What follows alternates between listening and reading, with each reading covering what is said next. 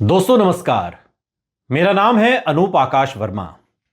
उत्तर प्रदेश में जैसे जैसे चुनाव नजदीक आ रहा है, दिन जैसे जैसे घट रहे हैं, वैसे वैसे सियासी तपिश बढ़ती जा रही है। उत्तर प्रदेश की कुल 403 विधानसभा सीटों में पिछले विधानसभा चुनाव में असदुद्दीन ओवैसी ने 100 से ज्यादा उम्मीदवार उतारे। एआईएमआईएम ने ज्यादातर मुस्लिम बहुल सीटों पर मुस्लिम कैंडिडेट उतारे थे, तो कुछ सीटों पर हिंदू प्रत्याशी भी दिए। एआईएमआईएम को 1% से भी कम वोट मिले और आजमगढ़ की मुबारकपुर सीट को छोड़कर किसी भी सीट पर उनकी जमानत नहीं बची। हालांकि समाजवादी पार्टी और बीजेपी के बीच सीधा सीधा मुकाबला होने के चलते मुस्लिम बहुल सीटों पर असदुद्दीन ओवैसी के कैंडिडेट ने इतने वोट जरूर हासिल किए जिससे बीजेपी के उम्मीदवार की जीत की राह आसान बन गई। आज के इस वीडियो में हम आपको उन जिलों में लेकर चलेंगे और उन विधानसभा सीटों से आपको रूबरू कराएंगे और डेटा के साथ, जहां पर पिछले विधानसभा चुनाव में असदुद्दीन ओवैसी ने समाजवादी पार्टी का खेल बिगाड़ दिया और बीजेपी की राह आसान कर दी। बिजनौर, नकुड़, फिरोजाबाद, मुरादाबाद, कुर्सी, जौनपुर, ये वो मुस्लिम बहुल सीटें हैं जहां पर बीजेपी ने कमल खिला दिया। मतलब मुस्लिम बाहुल्य सीटों पर बीजेपी चुनाव जीत गई। ये कैसे हुआ? ये ऐसे हुआ कि यहां पर समाजवादी पार्टी को जीतने से रोकने का काम असदुद्दीन ओवैसी ने किया। असदुद्दीन ओवैसी ने इतने वोट काट दिए कि जीत का जो फासला है उससे समाजवादी पार्टी दूर हो गई, बढ़ गया वो। और इसके अलावा कांग्रेस और बीएसपी से उतरे मुस्लिम कैंडिडेट ने भी कई सीटों पर समाजवादी पार्टी गठबंधन का खेल कम नहीं बिगाड़ा। एआईएमआईएम ने जो समाजवादी पार्टी गठबंधन का खेल बिगाड़ा उसमें सबसे पहली सीट है बिजनौर। बिजनौर, मुस्लिम बाहुल्य बिजनौर विधानसभा सीट पर बीजेपी चुनाव जीतने में कामयाब रही। पिछले चुनाव में बिजनौर सदर सीट पर बीजेपी कैंडिडेट सुची मौसम चौधरी को 97,165 वोट मिले। 97,165, जबकि समाजवादी पार्टी गठबंधन के नीरज चौधरी को मिले 95,720 वोट। फासला बहुत कम है विधानसभा चुनाव के हिसाब से। इसी सीट पर एआईएमआईएम के मुनीर अहमद को 2,290 वोट मिले और समाजवादी पार्टी के जो गठबंधन के प्रत्याशी थे वो 1,445 वोटों से बीजेपी के हाथों चुनाव हार गए। ओवैसी के उम्मीदवार को वोटों को अगर समाजवादी पार्टी के गठबंधन में जोड़ दें तो इसी सीट पर बीजेपी 845 वोट से चुनाव हार जाती, लेकिन बीजेपी चुनाव जीत गई। अगली सीट है नकुड़। सहारनपुर जिले की नकुड़ विधानसभा सीट मुस्लिम बाहुल्य सीट मानी जाती है। नकुड़ से बीजेपी प्रत्याशी मुकेश चौधरी को 1,04,114 वोट मिले। समाजवादी पार्टी कैंडिडेट धर्म सिंह सैनी को 1,03,799 वोट मिले और इसी सीट पर एआईएमआईएम प्रत्याशी रिजवाना को 3,593 वोट मिले। अब कहने को तो कम मिले हैं, लेकिन मिले तो मुसलमानों के ही है ना। और यहां पर सपा को बीजेपी से महज 315 वोटों से हार का सामना करना पड़ा।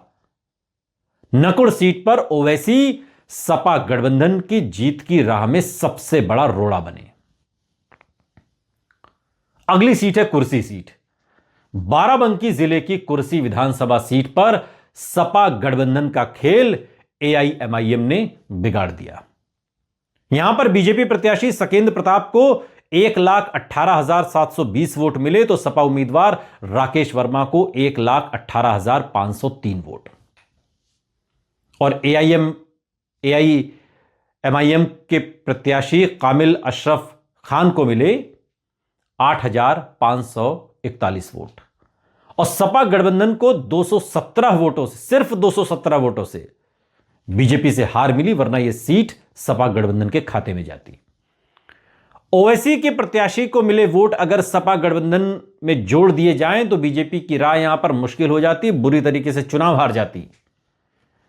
लेकिन बीजेपी चुनाव जीती है तो असदुद्दीन ओवैसी की मजबूती की वजह से। इसीलिए मैं बार बार कहता हूं कि उत्तर प्रदेश में अगर अखिलेश यादव को सत्ता के शीर्ष पर जाना है तो ओवैसी से गठबंधन करना ही पड़ेगा। नजरअंदाज करके आप सिर्फ हार सकते हैं, जीत नहीं सकते।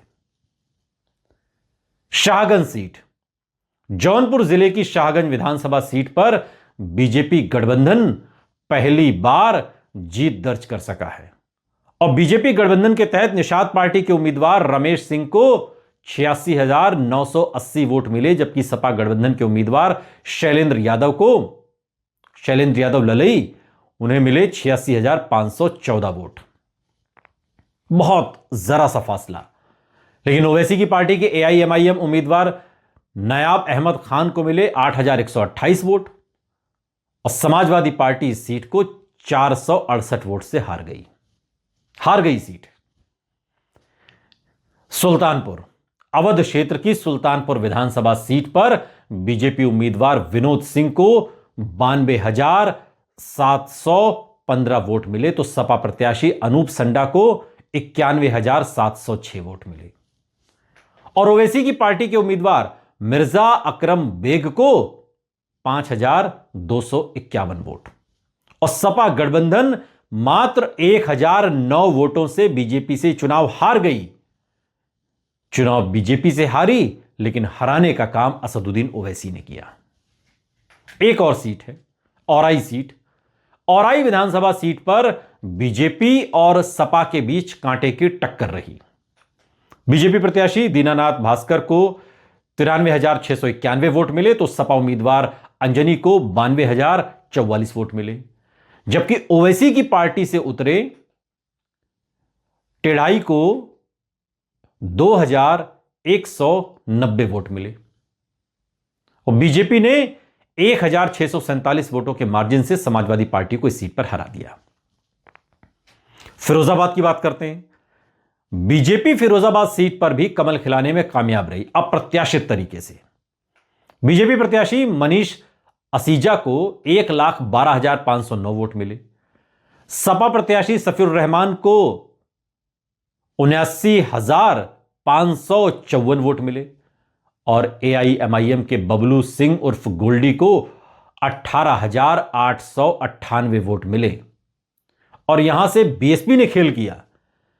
बीएसपी से उतरी साजिया हसन को 37,643 वोट मिले और बीजेपी ये सीट करीब 33,000 वोटों के मार्जिन से जीत गई। जौनपुर सीट, पूर्वांचल की जौनपुर सदर विधानसभा सीट पर मुस्लिम कैंडिडेट के आमने सामने उतरने का खामियाजा भी समाजवादी पार्टी को उठाना पड़ा।